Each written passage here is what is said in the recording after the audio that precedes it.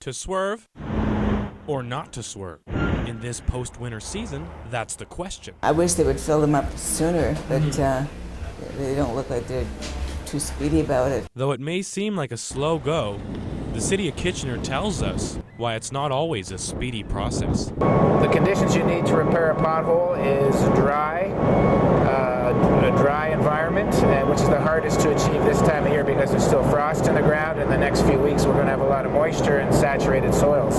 So once we can get rid of the frost and the saturation of the soil and we've got hot mix, we'd expect that to be a permanent repair. But prior to that we're using pre-mix or we're filling holes that are partially submerged in water in curb lanes. Rick Girton, owner of DNR Automotive, says there are some common issues a vehicle has after encountering a pothole.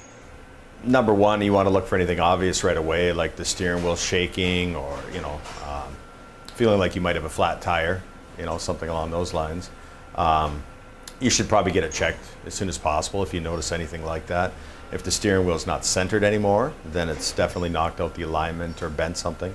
You see, potholes can be all different shapes and sizes, and they can appear anywhere on the road. And some might argue that there are enough distractions on the road without having to deal with them. Jake Chapman, Conestoga News, Kitchener.